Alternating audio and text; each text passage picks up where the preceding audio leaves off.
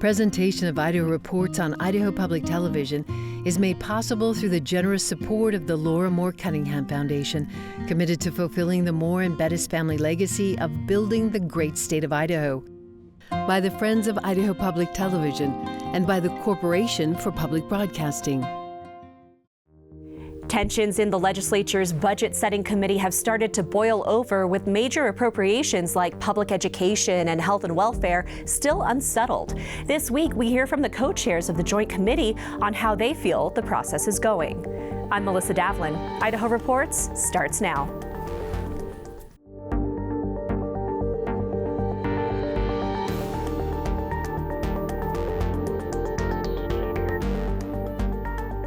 Hello and welcome to Idaho Reports. This week we discuss the winding road through the budget setting process with the co-chairs of the Joint Finance Appropriations Committee, Representative Wendy Horman and Senator Scott Groh. Committee member Senator Melissa Wintrow outlines her concerns with this year's budget setting process. Finally, Kevin Richard of Idaho Education News joins us to discuss the state's proposed changes to its medical education agreement. But first, let's get you caught up on the week. On Tuesday, federal workers held a town hall in Boise to discuss the impacts of mass firings of federal workers on government services, including fire suppression and Veterans Affairs. We are not going to be able to do our duty and our mission statement. The mission statement is based off of Abraham Lincoln's, to care for him who shall have borne the battle. And that came from Abraham Lincoln. And that's our mission statement. We're not doing a very good job of that when the President of the United States is saying he wants to get rid of 80,000 workers. It's not just 6,000, and we're struggling with that. We're talking about 80,000. It's a huge threat. 2 days later, on Thursday, a federal judge ordered that 6 federal agencies must reinstate their fired employees who were let go during their probationary period in February. The order covers employees who worked for the Treasury, Veterans Affairs, Agriculture, Defense, Interior, and Energy departments. It still isn't clear how many probationary employees were fired in Idaho alone. But as of September, there were nearly 11,000 federal employees total in Idaho, with most split between 3 of those agencies. More than 3,000 with the Department of Agriculture, which includes the Forest Service, about 2,500 with Veterans Affairs, and nearly 2,300 with the Department of Interior, which includes the Bureau of Reclamation and Bureau of Land Management. Again, we don't know how many were in their probationary periods and were fired last month, nor do we know how many plan to come back or how the federal government will handle the rehiring. We'll continue to follow this story and its impacts on Idaho. On Wednesday, Governor Brad Little made Idaho the first state in the country to use the firing squad as its primary method of execution. The law takes effect July 1st, 2026, next year, to allow the Department of Correction time to finish constructing its new execution chamber. Before then, the state still has the authority to execute people on death row by lethal injection if they can procure the injection drugs. Also Wednesday, the Senate approved a bill that could create major changes to Medicaid in Idaho, including transitioning to a managed care system and applying for a waiver for work requirements for expansion enrollees. That bill now heads to the governor's desk. Next November, voters will decide whether to turn over some ballot initiative rights. On a party line vote on Wednesday, the Senate passed a resolution that will put on the ballot whether to change the state constitution to give the legislature full authority over whether to legalize marijuana, narcotics, or other psychoactive drugs. This would prohibit citizens from ever bringing a ballot initiative regarding marijuana. I am personally very happy that we are an island in a sea of leafy green substance. Senators, we planted a flag. We resist moral and societal decline that's plagued our neighboring states. And we've done that in part because our Constitution calls for such resistance.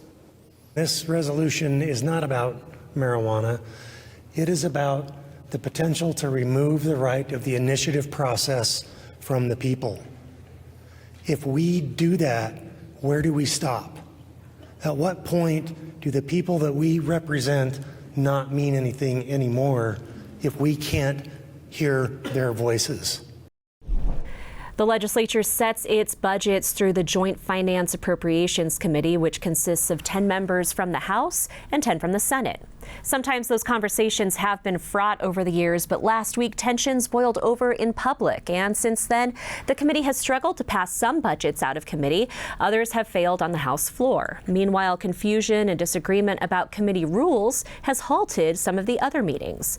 On Thursday, I sat down with Senate Minority Leader Melissa Wintrow to discuss her concerns with the process and why she and her fellow Democratic colleague, Senator Janie Ward Engelking, walked out of a budget meeting in protest earlier this week. Senator Wintrow, thank you so much for joining us. Can you walk me through why you and Senator Ward Engelking walked out of the joint budget setting meeting on Wednesday? Well, we just thought it was the prudent thing to do in a culture of folks who've been killing budgets just for the sport of killing them, I think. And the fact that we had some members missing that we knew would probably vote with us. If we didn't walk out and break quorum, we probably would have lost those budgets, which would have been pretty bad for the state as well as the state agencies. And just to clarify, Senate Finance is a little bit different than the germane policy setting committees. If somebody is absent, it doesn't take away from the vote count. It counts as a no. Well, that's really what's been under dispute this year, and I guess before I even got on JFAC in the last couple of years, is how we're voting. And it doesn't make a lot of sense to me that we would count members who aren't present as nay votes. We don't do that in any other committee, and it just doesn't make sense to me. But those folks weren't there, and those votes would have counted as no's, and the budgets would have sunk. So we had to, basically, in order to save in that culture and that climate, we had to leave to break quorum. And for those who aren't familiar, breaking quorum means that you have to stop the meeting because you don't have enough members present. Correct. To conduct the meeting. At what point, though, does walking out, or in some cases with you and Senator Ward Engelking voting no on some of these budgets, at what point does that add to the dysfunction? Well, actually, I think we added to the function in that case because there are some members that just seem to say no to everything, and our obligation in the Constitution is to make sure we have a balanced budget. We have government agencies, programs, and services in statute for our state, and it's our obligation to come to the table and find an efficient and effective way to get to a good budget, and some members, in my estimation, just don't do that. And so in order for us to actually save some budgets because of those members that were already gone, that actually, I think, added to function and actually probably saved time later and paperwork. You've been on the Joint Budget Setting Committee off and on over the years in the House and the Right. Senate. One of the newer rules is that both the Senate side and the House side have to have a majority among their own members. You can't just have a majority of the 20 total members, but on each side you have to have at least 6. Do you have any concerns with that approach? Well, my concern is just listening to you to describe it. I'm not sure if listeners are going to follow along. Typically in a committee, we all know, if you've watched the little video when you were a kid about how a law becomes a bill or not, you know that the majority of the people present in any committee when they vote win. And here we are trying to make, equations and procedures that are outside the bounds of common sense as well as what should be rule. And I think that's the problem, is that the chairs are operating under procedures that they've determined with their leadership, whoever that is. And so a few people now are creating procedures that really aren't in rule. And I think that's a problem. Rules are there for transparency, fairness, and predictability, so we know how to conduct business. And right now, it's very unsettling. We don't know. And so again, in the case that we had this last week, we thought we better just leave to stop things to make sure we can go forward in a more productive way. You say leadership. This is the majority party that we're talking about, and, Right. and the super majority party. Do you think the solution is making those rules set in stone or going back to the way things were before? Well, I think at the very least you have to put the rules in stone. And that's what statute says, that the Joint Finance Committee will, in the interim, establish rules and vote on those so they know in a predictable fashion how to proceed and do business. And folks have been dragging their feet about doing that, and instead a handful of people at the top are just making decisions that most of us are following along with, when in reality, as you've heard Senator Cook say, the committee owns the rules. The committee should be voting on the rules and not just a couple of people calling the shots. And I think that's bad for government. And that's why people lose trust in government, quite frankly, is we need to instill trust and faith and not have unsettled ways that we do things so it's unpredictable. Because you see the eyeballs in the audience of the state agency directors and the people providing these services. They're hanging on every word we say because their livelihoods and the services they provide Idahoans are on the line. And instead, a lot of our members are just glued to their ideology and a stance instead of really, what is our job? And our job is to make sure government works to the people's favor. And again, this is the majority party. These are the representatives and senators that the Idahoans in their districts sent to Boise to vote on their behalf. And they've been pretty open that they've been wanting to cut government. So is it really not working for the people when they're voting how they've said they're going to vote on these budgets? Well, because here's what I think is we haven't represented the government in what it is right now. Everybody keeps talking about this bloated government. We have cinched the belt so tight we can't even find our belly button anymore. I served on that Finance and Appropriation Committee for 4 years, and Senator Groh and I used to sit across from each other. I just really enjoyed that. And we would always disagree on a few things because he kept cut. But I said, our state is growing. What business cuts when you have things growing? You invest, you find ways to look down the road. You don't just cut for cut's sake. And I think the most troubling thing I've seen this year is that people have been public about cutting initiatives that benefit the people, like housing, because they want to make room for income tax cuts. And people have said it out loud. That's not the way we budget. You know, you fix the roof before you go on vacation. And that's our responsibility. Now that's hard. Governing is hard. And what I see sometimes what my colleagues are doing is being stuck and kind of obsessed in these social issues. And I wonder, is it because they don't know how to govern or they don't want to govern? It's hard, and people will scrutinize your decisions. But we have to be up to that task, and we have to do it. And it is our job as legislators to educate our constituencies as well, and not just be afraid of doing things so we want to keep our job instead of doing our job. And I think that's what's happening here in JFAC, and we're seeing a big microscope on it. Senate Minority Leader Melissa Wintrow, thank you so much for joining us. Also Thursday, Joint Budget Committee co-chairs Representative Wendy Horman and Senator C. Scott Groh joined me to share their take. Thank you both so much for joining us this week. First of all, Representative Horman, how would you say things are going right now? I said to someone earlier today, I'm stronger than I thought. We've had some bumps in the road, but we are pressing forward, working toward adjournment as quickly as we can get agreements on budgets. And Representative Horman, for those who aren't familiar with the rules, one of the ones that's come up lately is now you need a majority on both the House and Senate committees, not just 11 from the Joint Committee. Right, and to understand how we got there, you have to look back to where we started. And that was when there was a change in House leadership, and there was some concern from the House Majority Caucus that JFAC should not meet jointly anymore because the House was tired of taking up bills that only had majority support because of the Senate. And so there was a real pressure on him to split the Joint Finance Committee. He didn't want to do that. I didn't want to do that. So what that led to was a series of extended meetings and conversations where we came up with this letter. Even with all of that, the rules we operate under are very clear. It's the Constitution, and then it's any adopted rules that apply to the House or the Senate or joint rules.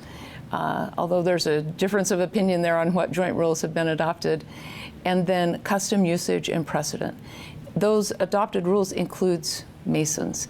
And when you check Masons, you will see that we are operating exactly as we should under that, with compromises being made to make sure and try and keep the Joint Finance and Appropriations Committee together. For those who aren't familiar with parliamentary procedure, we're talking about Mason's manual, which talks about how to run meetings, basically. Correct. Yes. So Melissa, can I kind of talk about Please. Joint Finance Appropriation Committee? Most people have no clue what the heck that is. Idaho is unique. Very few states have this. A couple of monitored or modeled after us. But it's where we have 10 from the House and 10 from the Senate, and they come through together 10 are called the Appropriation Committee from the House, 10 are the Senate Finance Committee, and then we join together. It's the only joint committee we have that's a permanent committee. All the rest are just the Senate committees or the House committees. This is a great procedure that we have. It's worked for more than 50 years because it avoids having to have the House pass bills and Senate pass bills and then have a conference committee to try to work it out. We work it out in JFAC. That's our responsibility. I'm grateful to my co-chair that we've been able to work great together these last 3 years. And keeping JFAC together is important. Now, you say that it's working well, you're meeting together, and you did change some of the rules 3 years ago when Speaker Moyle became the speaker and you two became the co-chairs. We are seeing... I could respond to that. It is critical that you understand the speaker and the pro tem agree to that. They're our bosses. We work under their direction. We work together. A 50-50 committee or business is the toughest kind of partnership to have because nobody's in charge. And that's why I'm grateful that we can get along well. But to make sure that we did, we had the speaker and the pro tem work with us and came up with that letter. We all agreed to it. That's the way we were going to operate. This year was the first year we had to test run that. Our staff tells us we didn't lose any budgets the last 2 years. This year we did. And so we started using the language that it will be sent to the House or the Senate. That's when our clerk came in and said, wait, the motion has failed the House, therefore there is nothing that you can send to the House. And sure enough, when you read Mason's, you will see that is the case. You have to have a majority of each of the committees to advance a bill. So that's something we'll take up in the interim, refine that language, but that's what our leadership has agreed to. We meet with them regularly on this, and that's how we're trying to proceed in the committee. And for the average Idahoan listening to this, they're going to say, look, this just looks like dysfunction to me. This looks like people walking out of meetings, appropriations bills that are failing on the floor and in committee. Ultimately, how is this going to affect me as an Idahoan? What would you say? Members are free to protest in whatever way they choose, but the allegation that we are not operating under rules is just not true. Well, and this is how democracy, we're a democratic republic, we're the representatives of the people. This is how it works. And so you'll have constituents from one senator, for example, or for a House person have totally different opinions, what they want. And so those opinions are brought into these work groups where they're trying to come up with motions which become bills. And so sure, there's going to be differences of opinion. And that's what we work out in JFAC and not have a big fight between the House and Senate. When you take into context the whole of how many agency budgets we're setting, well over 100 motions that happen in JFAC, we've lost 6. That's part of the normal process and to be expected. So we'll get the team back together and figure out how we can get something that we can get a majority vote on. On Thursday morning, Senator Groh, you held up a list of appropriation bills that you, as a committee, still need to get through. It's mid-March right now. When are we going to see those? We're hoping that we can see them through this next week and get them done by a week from tomorrow. Now, that depends on our work groups because they're the ones that come up with the motions or the recommendations people might think of as to what a bill should be. And then we work that out in JFAC, and there can be more than one motion, and so there's agreement or disagreement. And when we come to a consensus, that's when it passes in JFAC. Then it goes to the Senate, then it goes to the House, or vice versa. We go 50-50 starting. So we're hoping that our work groups can get the information to us. We can get the bills done, move them along in the next few days, and have the last day be a week from tomorrow. That's our hope. The closer we get to the end of session, the more willing people may be to compromise. You know, they get anxious to go home, which I understand. Yes, to so be do fair, we. Some of the bills that are left to be set are the biggest ones: health and welfare, and Medicaid, and public schools. Why did you save those to the end? That was intentional. We saved budgets to the end where we knew there would be a lot of policy activity that would likely impact the budget. That was true in K-12 this year. That was true in Medicaid. That was true in water resources. So these are budgets we intentionally left to the end to make sure that whatever policy action was going to happen could happen and we could incorporate that into the budget. In addition, those are huge budgets. You're talking about $3 billion for the K-12. You're talking about $5 billion for health and welfare. I mean, these are the big dollar items. And so our work groups need a lot of time to work through a lot of recommendations, a lot of, we call them line items, but different requests by the agencies or department, things they want. That takes a lot of time, so we save those for the end. Things are also changing by the day and sometimes the hour in D.C. How is that affecting the budget setting process? I'll comment on that. It's tougher this year because everybody wants to cut. But what they don't understand is these are the requests for the current year's operation to make things happen and keep things going. And so also, I'll just speak to health and welfare. We have entitlements that are from the federal. Those are mandates. Like Medicare and Medicaid. You got it. We have to do those. We have to do Medicaid. And so whatever the bills are, whatever the people have been helped, the number that have helped, the difficulty and the expenses, we have to pay those bills. Now, people don't like that because Medicaid is huge, but we are obligated by the federal government. It's a mandate. We have Medicaid. We have to pay the bills. So that's some big money there. One other thing I would add on that is you will see some intent language in the appropriation bills making clear that if the uncertainty at the federal level leads to cash not coming in, a grant, whatever that looks like, the agency has no ability to spend it. We're giving them spending authority, but if they don't get the cash, they can't spend it.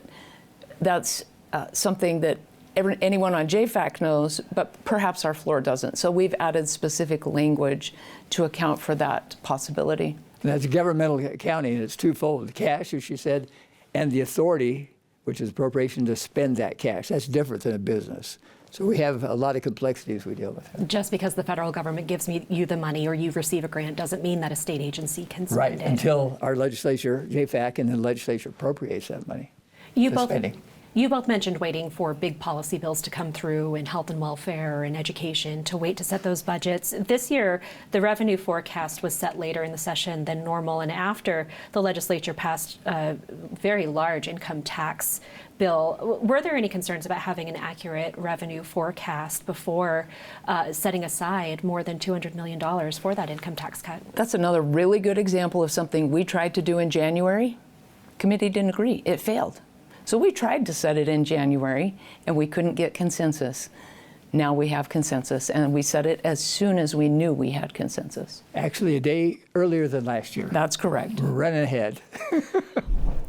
On Friday, the day after our interview at the end of the JFAC committee meeting, Representative Horman told committee members she was unsure if they would be able to set budgets on Monday. After a sudden push this session to withdraw Idaho from the multi-state WWAMI medical education program named for member states Washington, Wyoming, Alaska, Montana, and Idaho, the House passed a bill 46-21 on Thursday that seeks to expand Idaho's medical training relationship with the University of Utah while also starting to decrease the number of medical seats offered through the long-standing partnership with University of Washington. We are in a place with this legislation where we're adding seats and we're putting Idaho in a position where we're going to be more in control of the process. We're diversifying how we spend and appropriate our Idaho state dollars in undergraduate medical education. My heartburn is that we're going to drop to 30 seats with WWAMI before we actually pick up the other seats. Joining me to discuss is Kevin Richert of Idaho Education News. Kevin, let's back up a little bit. Why was Idaho looking at leaving the WWAMI agreement in the first place? This has been a simmering debate over the past couple of sessions, but it has really taken off this year. The debate is about whether Idaho wants to continue with WWAMI, which stands for Washington, Wyoming, Alaska, Montana, and Idaho, the member states. It's a University of Washington-led medical education consortium that Idaho has been a part of since 1972. But really the controversy has unfolded here over the past couple of years. Lawmakers are upset because the University of Washington hasn't added more seats for Idaho students. They're also very upset that it's taken the University of Washington a long time to state in writing that it isn't using Idaho tax dollars for abortion training. So it's ideological, but it's also an issue of capacity, which gets at what we heard on the House floor to a large degree on Thursday. It's ideological, and it's also an Idaho law that Idaho taxpayer dollars cannot go for anything abortion related. Now, since then, on February 14th, the University of Washington did send a letter to the State Board of Education saying no Idaho funds go to abortion. Which did basically nothing to appease lawmakers, because they pointed out, okay, University of Washington finally signed this agreement the same day that the House Education Committee passed a bill that would phase out Idaho's involvement in the WWAMI program. So they didn't win themselves many allies with the timing of that signing. Now, this proposal that we are talking about this week, the one that passed the House, is a new proposal. It would not entirely remove Idaho from WWAMI. Yeah, very important distinction. The first bill would have forced Idaho to get out of the WWAMI program entirely in 2 years. This would require the state to scale back its involvement with WWAMI. So let's talk about the level of that involvement. We're talking about 40 medical students per year right now. This bill, the one that the House passed on Thursday, would require the state to get rid of at least 10 of those WWAMI seats. And at the same time, Idaho would find 30 new medical school seats per year through other parties. That might be the University of Utah, it might be the Idaho College of Osteopathic Medicine, the for-profit school in Meridian, it might be Brigham Young University, which is looking at opening a medical school. So it's unclear where those new seats would come from. And that, again, was part of the debate on Thursday. That we're potentially taking away seats without having anywhere else to put these medical students. Exactly. There's your two schools of thought. The Dustin Manwaring school of thought is we're going to diversify. We're going to have more options. The school of thought that you heard from opponents is we don't know what those options are, and we have a medical shortage right now, and we're getting rid of medical school seats. And you put out a story on this on Thursday. What did you find? What I found out is where the University of Idaho really stands on this. The University of Idaho is the partner with the University of Washington and WWAMI, has been for decades.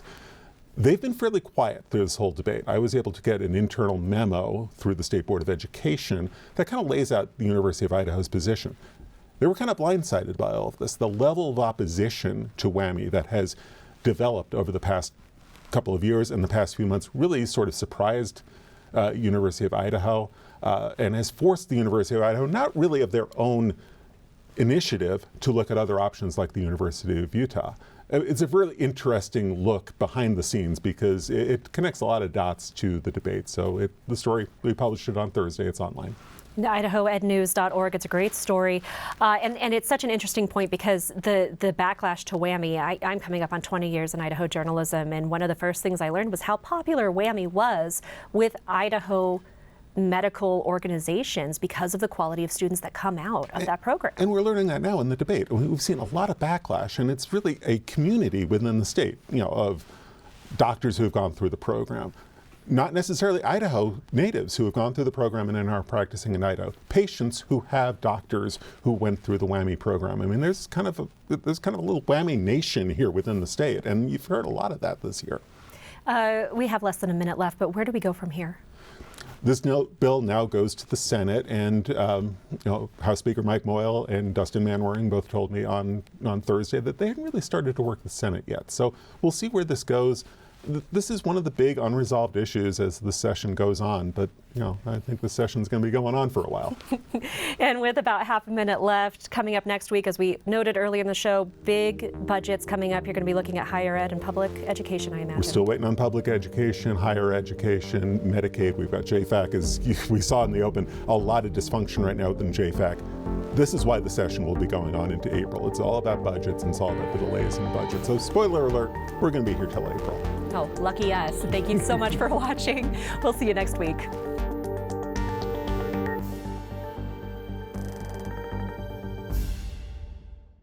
Presentation of Idaho Reports on Idaho Public Television is made possible through the generous support of the Laura Moore Cunningham Foundation, committed to fulfilling the Moore and Bettis family legacy of building the great state of Idaho, by the Friends of Idaho Public Television, and by the Corporation for Public Broadcasting.